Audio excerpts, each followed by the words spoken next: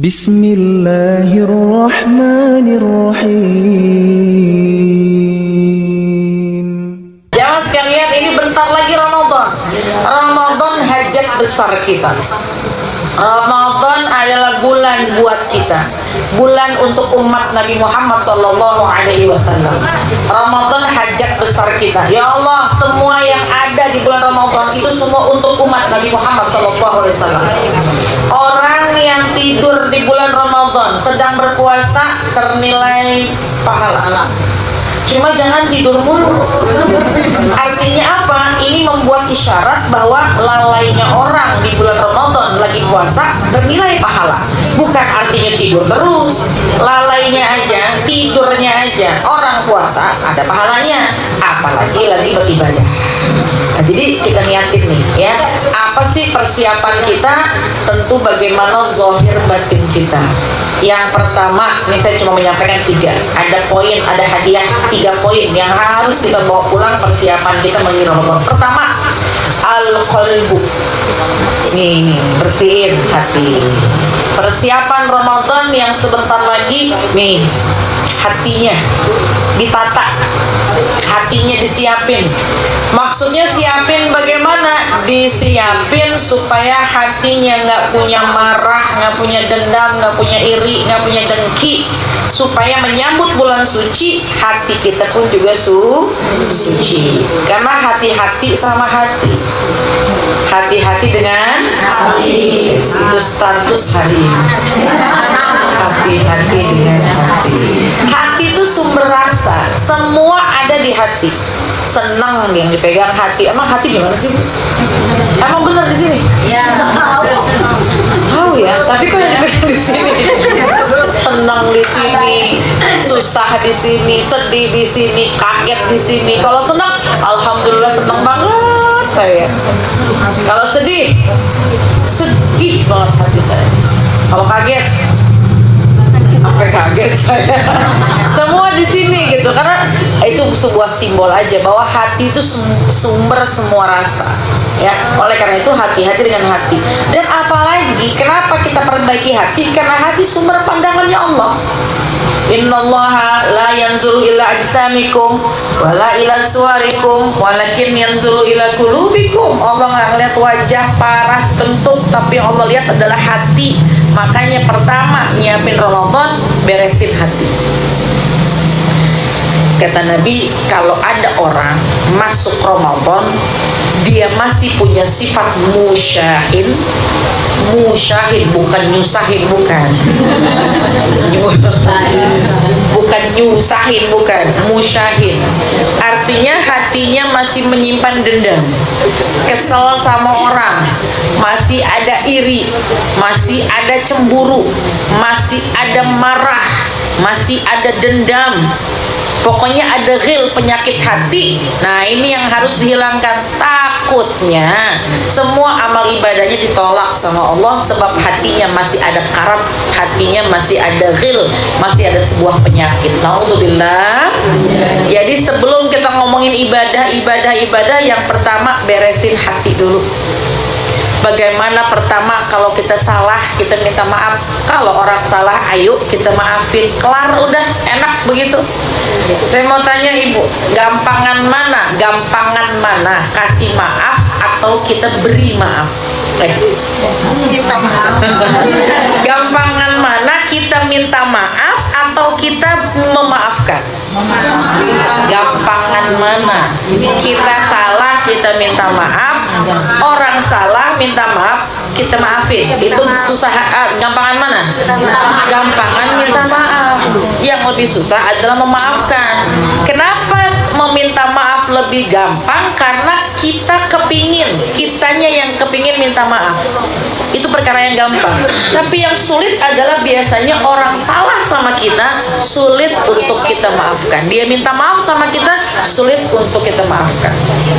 Ya, tapi insya Allah perkara menyambut Ramadan, karena Ramadan bulan yang suci, kita pun pengen masuk ke sana dengan hati yang suci. Kita salah kita minta maaf, orang salah pun kita gampang memaafkan. Insya Allah. Pokoknya khuzil afwa wa'mur bil urfi wa'arid anil jahilin. Kalau ada orang salah udah maafin aja. Kalau emang dia salah, kasih tahu di mana yang salah. Kalau emang dia masih begitu, kita udah kasih tahu masih ngeyel, masih suka mencoba menyakiti hati kita, wa'arid anil jahilin, udah jangan ikutin, jangan bales. Boleh kok kita menjaga jarak, tapi insya Allah nggak niat mutusin silaturahim. Habis kalau deketan sama dia, ustazah jadi jauh sama Allah, itu boleh alasannya. Ya, tapi tidak mutusin silaturahim. Kalau dekat sama dia, ustazah jadi gibah mulu. Boleh, itu kita jaga jarak supaya kita. Habis ustazah kalau dekat sama dia, hati tuh tersakiti. Sakitnya tuh di sini. Saya lagi liatin wajahnya yang lagi pada sakit yang mana sih? Semuanya happy semuanya. Ya, karena kan kita biar gimana pun harus punya sehat mental. Misalnya yang penting nggak niat kita sudah salah, kita minta maaf. Orang yang salah berusaha untuk kita maafkan. Ya meskipun nggak gampang kan, tadi perkara memaafkan tuh nggak gampang, tapi karena memang pengen masuk Ramadan, Bismillah saling makanya kalau lagi minta maaf, maafin ya lahir dan batin. Artinya apa? Maaf lahir batin. Maaf lahir ucapannya benar-benar minta maaf, batinnya pun juga benar-benar memaafkan. Nah, jadi harus sempurna luar dalamnya. Ya urusan nah, sambil kita ingat-ingat siapa yang masih punya masalah sama kita, udah kelarin aja. Ya, jangan ada dusta di antara kita. Nanti abis ini katanya ada makan-makan, cuma maafin saya nggak bisa ikut makan. Ntar saya makan yang ada aja, ntar saya bawa mobil. Ya, makan-makan, ramah tamah, saling memaafkan, udah selesai. Kenapa? Karena menyambut bulan Ramadan supaya hati kita lepas satu dengan yang lainnya. Ya, nggak ada tuh yang namanya iri, nggak ada dengki, nggak ada marah, nggak ada yang namanya hasad, nggak ngelihat orang susah dia seneng, ngelihat orang seneng kok dia susah. Ada yang begitu? Wah, orang sini mah insya Allah enggak. Orang situ tuh orang daerah Selipim enggak, insya Allah. Ya, kalau ada orang yang rasa senang kalau ngeliat orang susah, kok ia susah ngeliat orang senang, tanda-tanda ada apa dalam hati kita. Nah itu momentum, ada jeda di bulan Sya'ban ini, kikis, bersihin sebelum masuk Ramadan. Di bulan Sya'ban ini bersihin hati kita, rapiin hati kita dengan cara saling memaafkan, berusaha untuk lebih lapang dada kita lagi. Amin ya Rabbal. Kalau ada misalkan gini, ustazah saya tuh pernah disakitin sama orang, terus kok yang nggak gampang saya memaafkan, itu wajar karena kita manusia punya rasa. Kenapa ya ustazah saya disakitin, kok ya masih inget-inget kesalahan, itu wajar karena kita manusia. Memang manusia tuh kadang-kadang ingetnya yang salah, yang benernya kadang-kadang gampang lupa. Coba saya mau tanya, Bu, disampaikan ilmu sama guru-guru, bukan cuma sama saya aja, disampaikan ilmu sama guru-guru, kira-kira gampang lupa, gampang inget? Gampang lupa, emang saya juga kalau ngaji kadang-kadang suka gampang lupa gitu kan. Kalau kita dapat ilmu, gampang ingat, gampang lupa. Gampang lupa.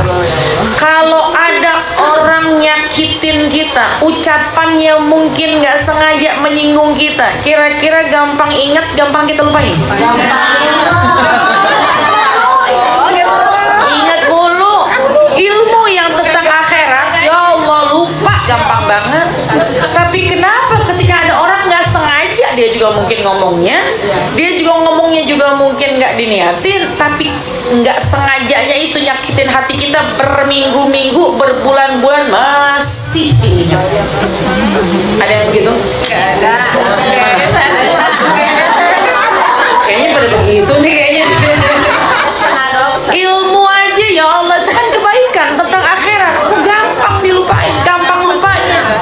Tapi kenapa tuh? Nah, saya mau nanya, kenapa tuh begitu? Karena memang tempatnya itu, karena memang setan berusaha untuk menempatkan hati kita pada hati yang nggak baik. Yang baik-baik jangan lama-lama diingat, tapi yang buruk-buruk ayo biar lama diingatnya. Nah, itulah hawa nafsu. Kita kendalikan, ilmu kita gampang ingat, ya, ilmu kita gampang ingat. Insya Allah juga kesalahan orang gampang kita lupakan, ya. Memang survei membuktikan, sejuta kebaikan suami bisa hilang dengan satu kesalahan. Jangan ditulis status, jangan. Ntar suami langsung nanya, kenapa nih, saya salah apa nih, gitu. Ngaji nih, gitu. Jangan, ya. Kadang-kadang memang begitu. Ya Allah, kebaikan semuanya tuh nggak pernah diingat. Seolah-olah kita nggak pernah merasa bahagia. Tapi satu kekhilafan, satu kesalahan, sebab salah bawa makanan pulang, pesennya bakso, dibawanya martabak, itu diingat berbulan-bulan. Ya Allah, artinya emang sifatnya manusia gitu.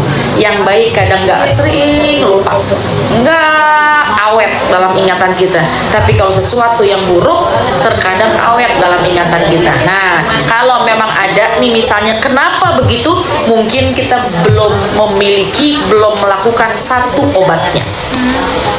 Kenapa ya hati ini kok kayaknya mau menghilangkan marah tuh susah, kok kayaknya hati tuh kecewanya tuh berlebihan sehingga masih terluka aja. Mungkin obatnya belum dijalankan, mungkin obatnya belum diminum. Apa itu obatnya? Syifaun lima fis sudur. Syifa, penawar yang ada dalam hati adalah Al-Quran. Mungkin kita kurang baca Qurannya, mungkin kita nggak mau membaca Al-Quran. Padahal Al-Quran ada di hadapan kita. Itu adalah sebagai obat, sebagai penawar, sebagai syifa, sebagai apa? Obat buat batin kita. Syifa'un lima fis sudur.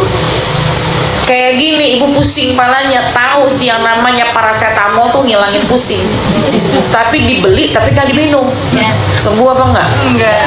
Sayang amat udah dibeli, sayang amat di rumah ada obatnya tapi nggak diminum. Makin pusing kepala kita. Sama ketika hati ini ngeganjel, kecewa sama orang, ada kok obatnya di hadapan kita, ada obatnya di rumah kita. Cuma kadang-kadang kita nggak mau minum, kita nggak mau menjadikan itu obat, yaitu dengan membaca Al-Quran.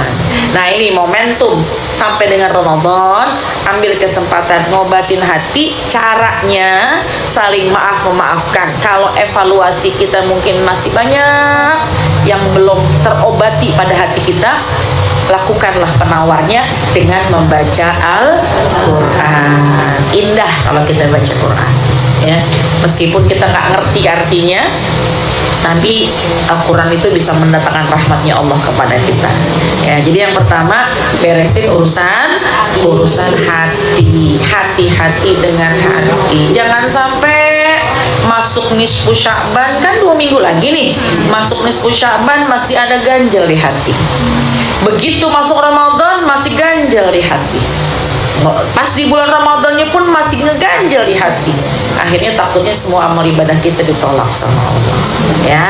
Jadi yang pertama adalah urusan hati. Terkait pertama, perhatikan sama orang tua. Hati jangan ngeganjel sama orang tua, jangan ngeganjel sama mertua. Orang tua sih enggak kok Ustazah, ya Allah nggak mungkin saya nyakitin hati orang tua saya, cuma sama mertua nih kesel banget. Atau mana seorang mertua, enggak Ustazah, kak sayang namanya orang tua mah sayang sama anak, salahnya dia mah nggak bakal saya pikirin, cuma kadang-kadang mantu keselin saya banget ya. Sama ya. Ini kalau ada yang salah mantu pas salah mertua, belum tentu dua-duanya, belum tentu ada yang salah. Emang aja dua-duanya mungkin nggak ada yang salah, cuma kurang menyeimbangkan. Kadang-kadang seorang mantu nggak bisa ngimbangin mertuanya, ya. Dia menyesuaikan, namanya udah nikah, ambil hati mertuanya. Mertua udah banyak diambil hati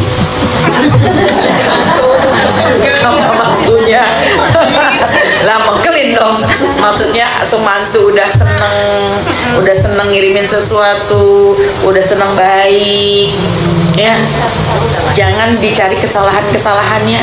Kadang-kadang ada udah dapat mantu baik, mertuanya kepoan banget, pengen tahu urusan anak-anaknya. Nah, itu dua-duanya saling. Kita jadi mantu yang baik buat mertua. Seorang mertua juga gampang berempati dan juga sayang kepada mantu kita, ya. Jadi pertama, bersihin hati, jangan ngeganjel sama orang tua. Makanya ini kan jelang-jelang nisfu Sya'ban, kita bisa ziarah kubur kalau udah meninggal dunia. Kalau masih ada, datengin orang tua, datengin mertua. Bu, ibu masih ada, mertua masih ada, datengin keduanya. Adil. Apa itu adil? Sama rata. Datengin ibu, ya datengin mertua. Datengin ibu orang tua, ya datengin mertua. Kalau emang ada bebawaan buat ibu dan bapak kandung, bawa juga bebawaan buat ibu bapak mertua. Jangan dibedain. Ngirimin ibu bapak kandung beras 5 kilo, mertua dikirimin cuma seliter.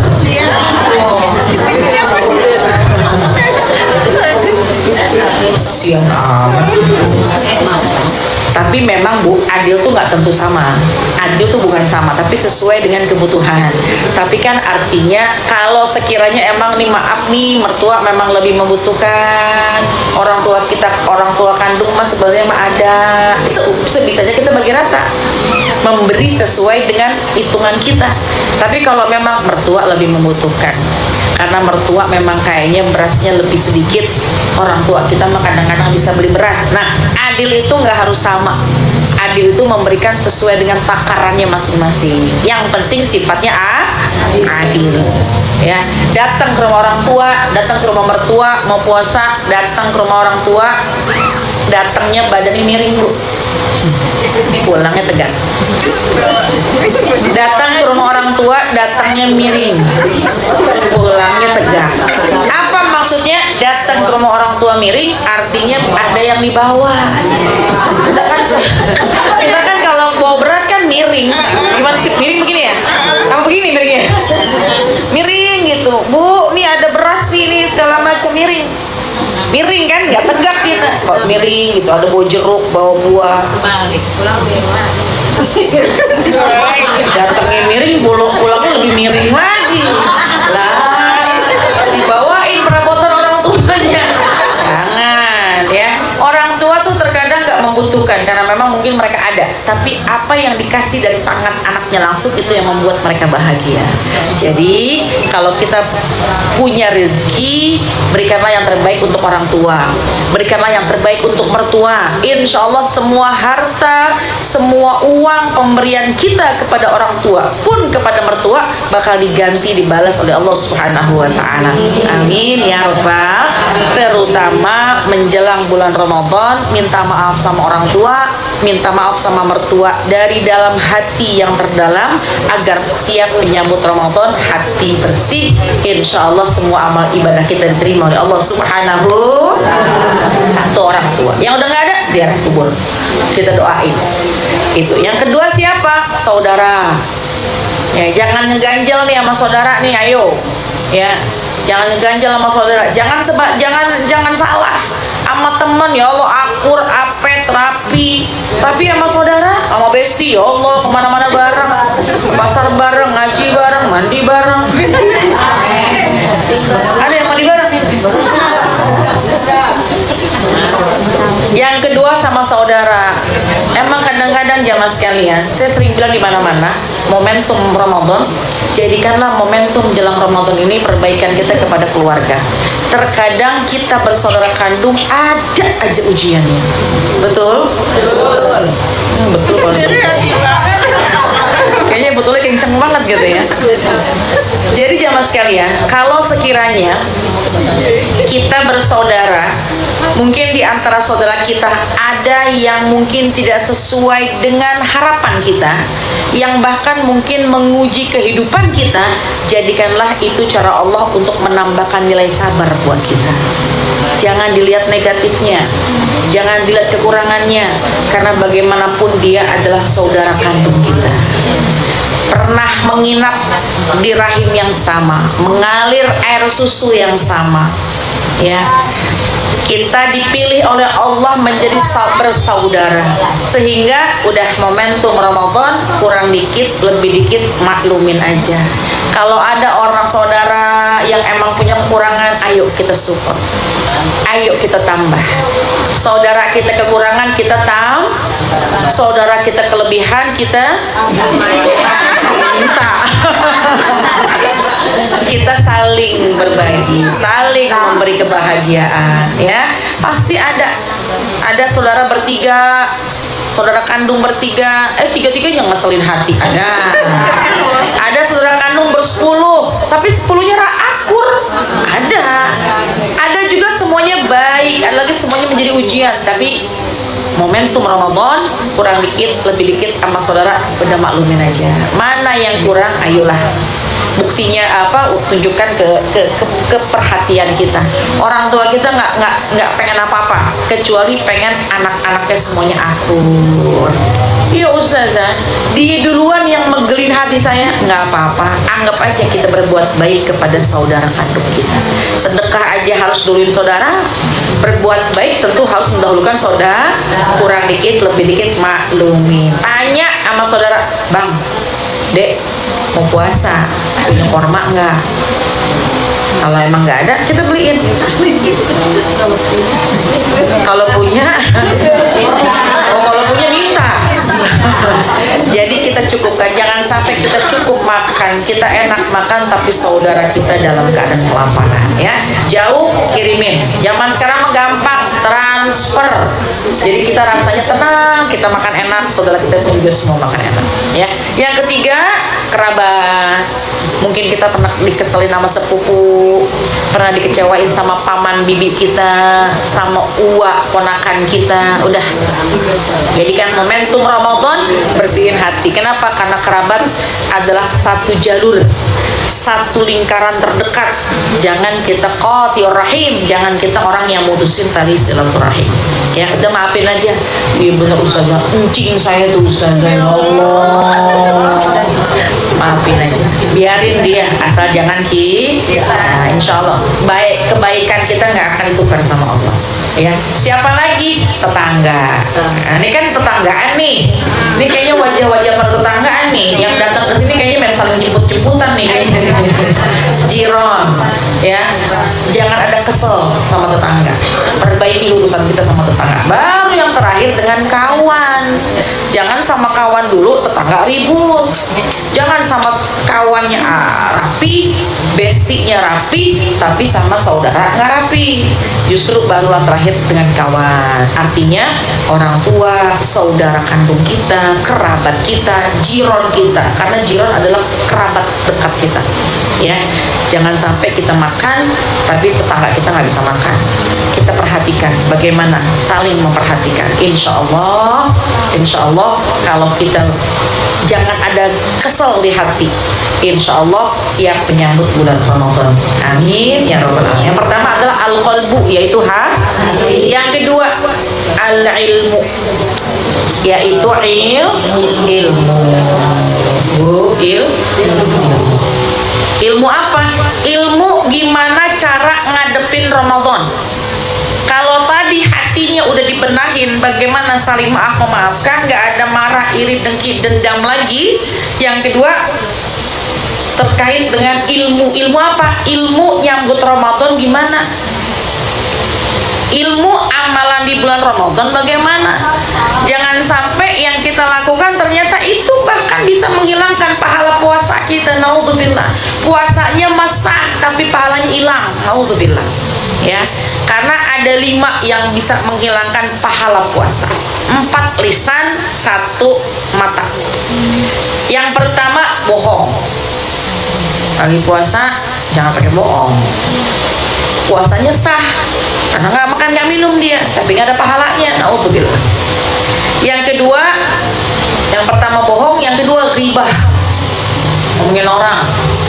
Lagi puasa, lagi beli gorengan, mau buka puasa. Dari mana, Pok? Ini baru beli gorengan. Tadi sih perginya sama teman kita yang sebelahan, cuma udah pulang duluan. Tahu itu kenapa? Kayaknya ditelepon sama suaminya, kayaknya suaminya marah-marah. Lagi beli gorengan mau buka puasa. Loh, emang kenapa emang? Tahu?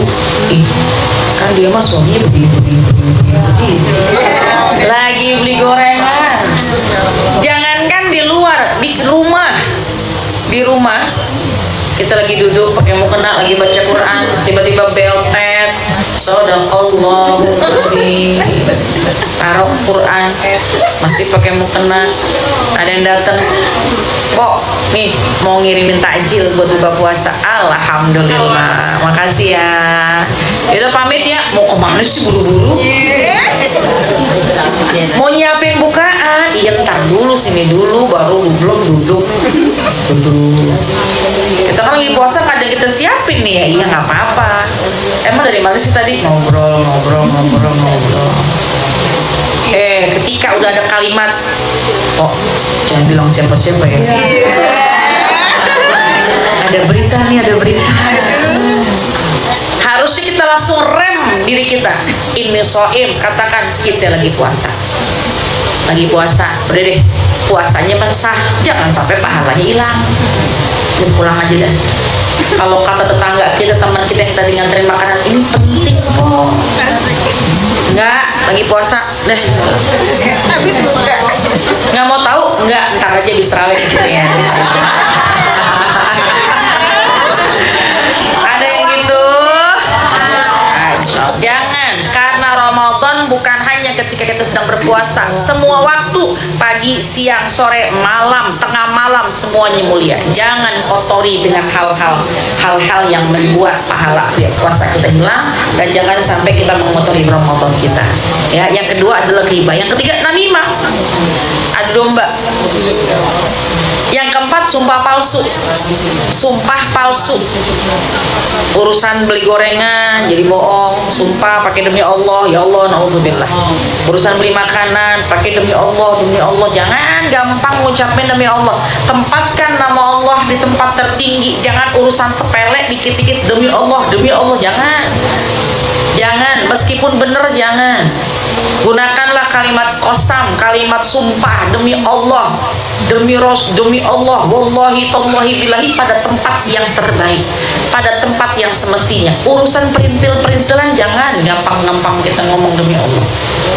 Ya, bener aja bener aja dianjurkan tidak dipergunakan, apalagi kalau dalam keadaan bohong. Sumpah palsu ngapusin pahala puasa. Yang kelima, memandang dengan syahwat. Ya, mandangin suami lagi nggak puasa mendatangkan rahmatnya Allah. Lagi puasa mandangin suami juga mendatangkan rahmatnya Allah selama tidak menimbulkan syahwat. Jadi kalau main pandang-pandangan silahkan, asal jangan menimbulkan syahwat. Ya, itu 5. Jadi tahu ilmu kita tentang apa yang membatalkan pahala puasa. Puasanya sah selama nggak makan, selama nggak minum, nggak berhubungan suami istri. Tapi ternyata ada amalan-amalan yang sebisa mungkin kita hilangkan agar pahala kita pun juga tidak hilang. Ya, jamaah sekalian, puasa itu ada tiga tingkatan. Puasa yang istimewa, puasa yang khusus, ada puasa yang umum. Ya, apa itu puasa yang umum? Saya sambil live juga nih soalnya nih, biar manfaat apa yang saya sampaikan nih. Yang pertama, puasa yang umum.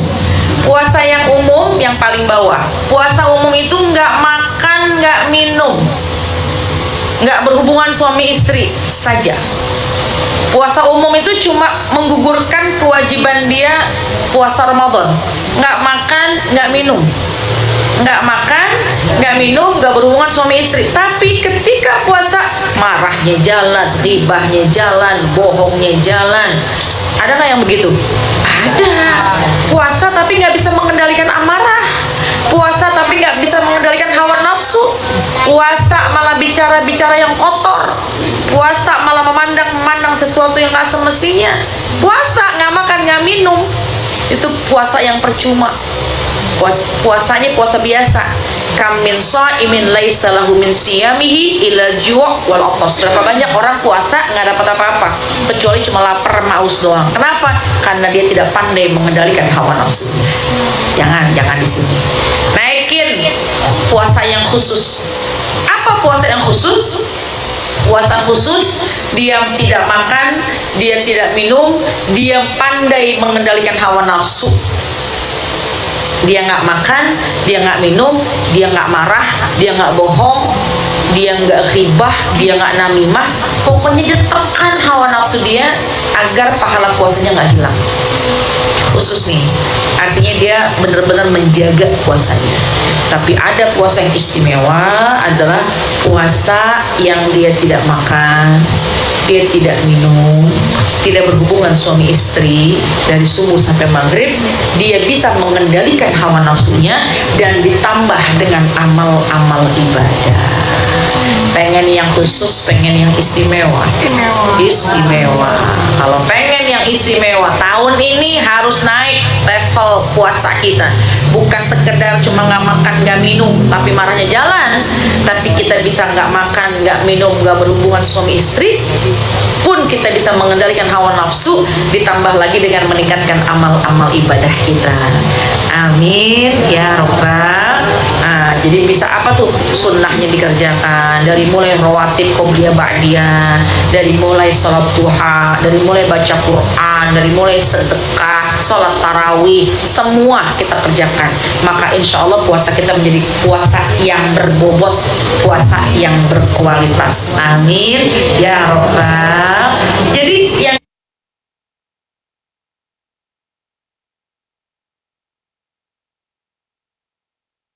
kedua adalah ilmu.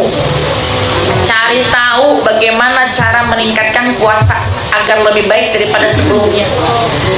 Mana waktu-waktu yang terbaik, mana tempat, mana waktu terbaik buat doa, mana amalan yang paling istimewa. Kenapa? Pokoknya kita niatin menit demi menit di bulan Ramadan, jadikan waktu yang berkualitas karena semua bernilai pahala. Jadi maksudnya ilmu adalah cari tahu tentang kemuliaan Ramadan sehingga akan meningkat semangat kita dalam beribadah. Amin ya robbal. Jadi yang kedua adalah ilmu. Apa di antara ilmu nih Bu? Malam pertama di bulan Ramadan. Di antara ilmu pengetahuan, malam pertama di bulan Ramadan jangan tinggalin. Malamnya taraweh, itu malamnya disebut malam pertama Ramadan ya, karena malam pertama Ramadan Allah sedang memandang hambanya dengan penuh rahmat. Malam pertama di bulan Ramadan Allah sedang memandang hambanya dengan rahmat. Kayak ibu waktu malam pertama kan ibu mandang suami juga pandangan cinta. Suami mandang ibu pandangan apa? Cinta juga dong. Kok ini gak ada yang jawab? Kayaknya kayak kurang percaya diri gitu sih kayaknya pas banget. Pandangan malam pertama tuh pandangan cinta. Sama Ramadan juga. Di malam pertamanya Allah sedang memandang dengan pandangan rahmat. Allah sedang memandang dengan pandangan cinta. Oleh karena itu di malam pertama Ramadan jangan lewatkan. Tentu pertama sholat sunat tarawih. Ya. Kemudian yang kedua, sempetin malam pertama membaca surat Al-Fatah. Inna fatahna laka fatham mubina sampai habis, dengan harapan mudah-mudahan Allah berikan kemudahan kita dalam menjalankan amal-amal ibadah selama di bulan Ramadan. Ya, hidupkan malam dengan ibadah. Ya, tahajudnya jangan tinggal, kemudian baca Quran jangan tinggal ya, karena dengan awal niat yang baik mudah-mudahan Allah jaga istiqomah sampai akhir di bulan Ramadan. Mudah-mudahan Allah kasih predikat kita la'allakum tattaqun, kita menjadi orang yang bertakwa. Amin ya robbal. Jadi sholat sunat tarawihnya dikerjakan. Ya, lagi ada tamu ustazah, tiba-tiba kita haid nih, nggak bisa sholat tarawih, pun kita nggak bisa yang namanya membaca Al-Quran. Perbanyak kita berzikir, perbanyak kita berdoa. Pokoknya malam pertama jangan jauh-jauh hati kita sama Allah, agar dengan malam pertama dekat sama Allah, baik doa kita berzikir pun kita bersedekah, maka insya Allah Allah akan muliakan hidup kita dunia akhirat ya. Nah itu di antara ilmu, banyak lagi ilmu-ilmu tentang bulan Ramadan, ilmu-ilmu tentang bagaimana keistimewaan Ramadan, sehingga catat semuanya untuk menjadikan semangat kita. Ramadan tahun ini harus menjadi Ramadan yang lebih baik daripada sebelumnya. Amin ya Rabbal. Baik, yang ketiga yaitu persiapan kita menuju Ramadan, doa. Doa, silahkan doa apa aja. Doa terbaik dari Al-Quran, yang kedua dari Nabi, yang ketiga doa yang kita mau apa, silahkan ya. Karena di bulan ini bulan yang penuh dengan kebaikan, bulan antara Rajab dengan Ramadan juga Sya'ban adalah bulan yang baik, maka perbanyak berdoa. Di antara doa yang diajarkan sama Nabi, Allahumma barik lana fi Rajaba wa Sya'bana wa baligh Ramadan. Rajabnya udah lewat, tapi mudah-mudahan Rajab kemarin menjadi Rajab yang berkah buat kita.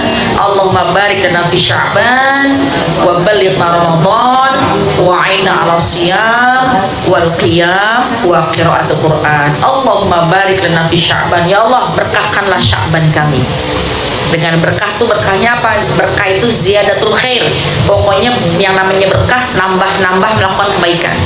Allahumma barik lana fi Sya'ban wa balighna Ramadan, sampaikan umur kami sampai Ramadan. Bukan hanya sampai umurnya, wa aina 'ala siyam, gampang mengerjakan puasa dengan puasa yang berkualitas, wal qiyam, semangat buat kita sholat sunnah di bulan Ramadan, wa qiraatul Quran, semangat kita untuk membaca Al-Quran. Nah itu kita minta dari sekarang. Jadi bukan nanti pas awal Ramadan, dari sekarang.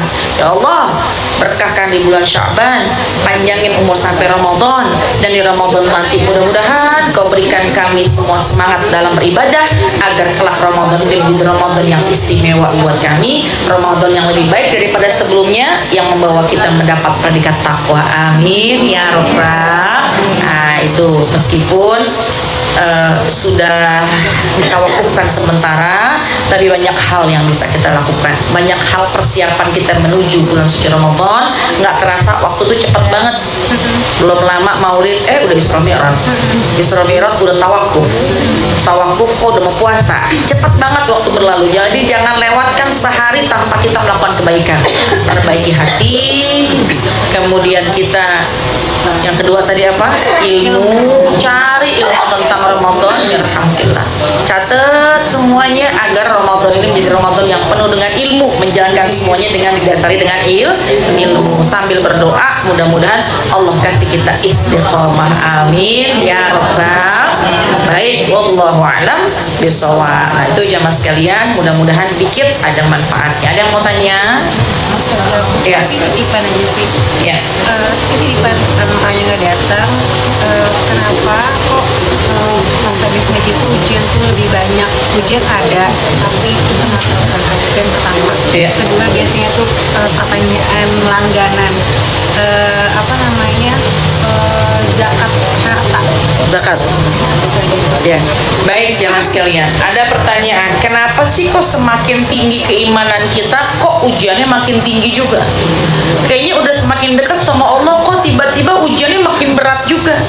Ketahuilah sesungguhnya Allah itu sedang memberikan cintanya kepada kita. Karena kalau kita sedang diuji, udah pasti ibadahnya lebih khusyuk. Kalau kita lagi diuji, udah pasti doanya panjang. Kalau kita lagi diuji, pasti sholatnya pun juga lebih lama. Kalau kita sedang diuji, pasti lisan kita nggak pernah berhenti berzikir. Astagfirullahaladzim, ya Allah, innalillah. Itu kan kalimat-kalimat zikir. Ketahuilah bahwa Allah senang kita ini ibadah. Allah senang kita ini menyebut namanya. Allah senang kita fokus pada ibadah. Kalau lagi diuji, biasanya gampang baca Quran. Obatnya tuh baca Quran. Tapi kalau lagi senang, kadang-kadang lupa sama Quran. Allah senang dengan cara kita beribadah. Jadi diulur semua kebahagiaan. Tapi jamaah sekalian ketahuilah, semua itu adalah bentuk cintanya Allah kepada kita. Allah sedang menyiapkan pahala demi pahala setiap harinya. Ya, dalam Al-Quran Allah firmankan, ahasiban nas ayyutraku ayyakulu amanna wa hum la yuftanun. Jangan mengira aku biarkan orang yang udah mengatakan aku beriman, dia udah baik, jangan mengira bahwa aku biarkan, tapi pasti aku akan mengujinya. Jadi intinya dengan iman kita bertambah, maka insya Allah akan ada ujian. Tapi jangan menganggap bahwa ya udah kalau gitu nggak usah naik imannya nih biar gak diuji. Ketahuilah, iza ahabballahu abdan ibtalah, seorang hamba kalau diuji pasti Allah akan mengujinya. Karena di balik ujian itu, imma yang pertama Allah akan hapuskan dosa-dosanya, yang kedua Allah akan siapkan hadiah yang terindah buatnya, dan yang ketiga udah pasti Allah jamin surga buat dia. Amin ya rabbal alamin. Ngomongin masalah apa? Zakat. Zakat apa tuh? Harta biasanya. Zakat harta. Zakat harta ya. Harta sekarang itu lagi naik nih Bu, emas sih Bu ya. Emas segram berapa? Yang nyaut berarti baru beri emas nih kayaknya. Ya. Lagi naik sekarang, berarti nilai nisabnya pun juga naik. Haul itu kan setahun. Walaupun belinya tahun-tahun sebelumnya gitu. Iya, perhitungan sekarang, perhitungan dikonversi dengan sekarang. Karena kalau mau jual emas pun juga bukan harga yang lama, pasti harga yang sekarang. Nah jadi berapa nisabnya, berapa syarat atau wajib zakat harta, ya harta simpanan itu apabila sudah masa setahun dengan jumlah nisab yaitu 80 gram. Ada yang mengatakan 83 gram, ada yang mengatakan 85 gram emas. Nah, kalau emas kita sudah di atas nisab 80, kalau saya ngambilnya yang lebih aman 83 gram 83 gram atau 80 gram karena kan lebih sedikit mungkin lebih aman ya. Kalau dulu 1 gram itu, kalau saja 1 gram itu 500.000, dulu 40 juta. Kalau sekarang anggap 1 juta berarti 80 juta. Kalau sekarang emasnya 2 juta berarti 80 kali 20 160 juta.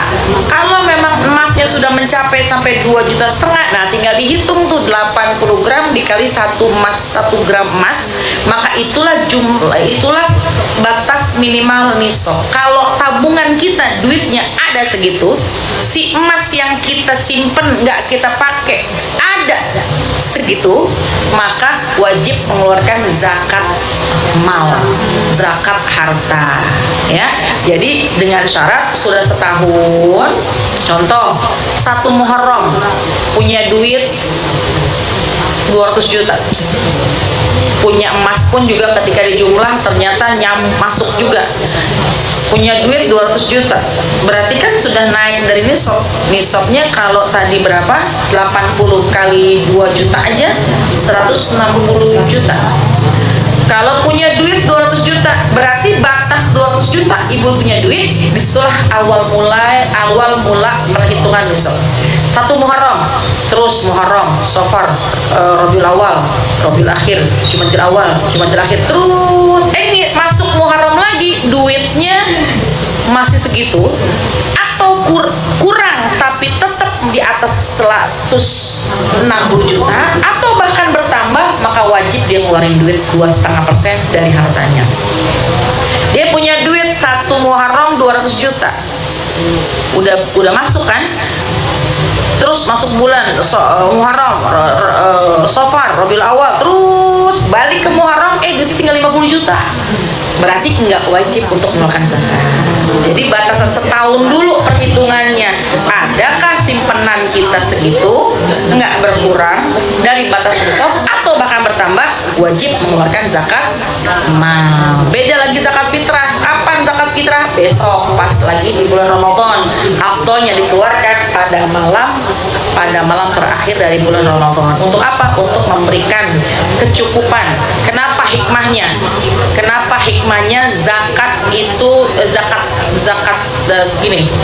Kenapa dianjurkan waktu yang paling afdal adalah malam terakhir Ramadan? Karena supaya beras ya, beras zakat fitrah itu untuk mempersiapkan orang-orang besok yang sedang kesulitan mendapatkan makan.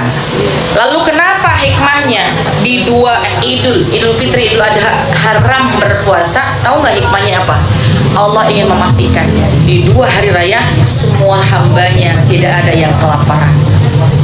Di dua hari raya nggak boleh puasa, serajin-rajinnya kita haram berpuasa. Kenapa? Karena kepengen di dua hari raya semua hambanya nggak ada yang sedang berpuasa, nggak ada yang sedang kelaparan. Nah, ketika ada orang yang punya keterbatasan dari beras zakat fitrah di Idul Adha, di hari raya Idul Adha nggak kelaparan karena dia mendapatkan daging kurban. Jadi subhanallah, itu hikmah buat kita. Jadi zakat fitrah wajib buat kita, zakat mal pun juga wajib buat kita apabila sudah mencapai haul 1 tahun dan juga nisab perhitungan minimal perhiasan yang nggak dipakai ya Bu. Makanya kalau punya perhiasan pakai ya, kalau nggak ada jangan dipakai. Apa yang mau dipakai? Kalau ada yang nggak dipakai itu dihitung sebagai zakat simpanan, zakat mal. Tapi kalau dipakai nih, yang dipakai kanan kiri gantian, itu nggak usah dipakai, nggak usah dihitung ya. Ibu punya berlian tidak masuk ke dalam perhitungan. Jadi ibu beli berlian aja ya, berlian enggak masih Logam mulia juga. LM juga, logam mulia lagi naik nih Bu sekarang Bu. Logam mulia kan dia nggak dipakai, dia tersimpan. Kalau sudah masuk ke dalam nisab setahun wajib dikeluarkan zakatnya ya. Baik, Al-Fatihah. A'udzubillahi minasyaitonir rajim. Bismillahirrahmanirrahim. Alhamdulillahirabbil alamin. Arrahmanirrahim. Maliki yaumiddin. Iyyaka na'budu wa iyyaka nasta'in. Ihdinas siratal mustaqim. Siratal ladzina an'amta 'alaihim ghairil maghdubi 'alaihim waladdallin. Ya Mas sekalian, sekaligus saya meminta maaf, minta ridho. Hampir setiap bulan meskipun kadang-kadang lewat bulannya ya, saya ngajar di sini rutin menyambut Ramadan. Saya mohon dibukakan pintu maaf yang seluas-luasnya. Salah ucap, salah sikap, salah perbuatan, mudah-mudahan kita bisa saling memaafkan menyambut bulan yang suci. Hati kita penuh suci, semoga amal ibadah kita diterima oleh Allah Subhanahu wa taala. Mau maafin saya Bu? Sama-sama saling memaafkan. Insya Allah nanti di bulan Syawal kita ngaji lagi, lanjut pembahasan kitab akhlak lagi, insya amin ya robbal alamin. Terima kasih, mohon maaf, mohon ridho. Doa atau gimana? Masih ada maklumat? Udah nih, nggak ada maklumat lagi. Baru jam berapa ini? Nastaghfirullahaladzim, nastaghfirullahaladzim, nastaghfirullahaladzim. Ya Arhamar Rahimin irhamna, ya Arhamar Rahimin irhamna, ya Arhamar Rahimin irhamna. Alhamdulillahirabbil alamin. Syakirin dan na'imin. Hamdan yuwafi ni'amahu wa yukafi mazidah. Ya Rabbana lakal hamdu wa lakal syukru kama yanbaghi li jalali wajhika wa li azimi sultani. Allahumma shalli ala sayyidina Muhammad wa ala ali sayyidina Muhammad. Allahumma bihaqqil Fatihah wa bisil Fatihah wa bikaramatil Fatihah iftah lana abwabal khair waj'alna wa auladana wa dhurriyyatana min ahsani al khair. Dawam fi subhanakallahumma wa tahiyyatun fi salam wa akhir da'wahum alhamdulillahi rabbil alamin. Amin amin ya rabbal alamin. Subhanakallahumma wa bihamdika asyhadu an la ilaha illa anta astaghfiruka wa atubu ilaik. Mudah-mudahan sehat badan kita, istiqomah amal ibadah kita sampai kita di bulan Syawal dalam ridho Allah Subhanahu wa taala. Amin ya rabbal alamin. Terima kasih. Mohon maaf, mohon ridho. Assalamualaikum warahmatullahi wabarakatuh. Saya mau undang besok hari Kamis ada peringatan Maulid di Al Barakah Asy-Syafiyah Majelis Alim Muhammad Khamis dengan Ustazah Isra Mi'raj dan Tawakuf Maulid. Isra Mi'raj dan Tawakuf di Masjid Al Barakah Asy-Syafiyah dengan Guru Ustazah Halimah Alaikus. Mudah-mudahan pada datang ya. Besok Kamis pagi jam 6 sudah kita mulai. Insyaallah pakai pakaian putih semuanya. Besok ya Pak? Kamis besok insyaallah. Besok Kamis mulai jam 6. Ustazah Halimah ngisi jam 8 karena udah ada acara lagi. Nah, tapi silahkan datang ya. Yang nggak punya putih nggak apa-apa, pakai baju apa aja. Yang penting pakai baju, jangan nggak pakai baju. Assalamualaikum warahmatullahi wabarakatuh. Masih semua.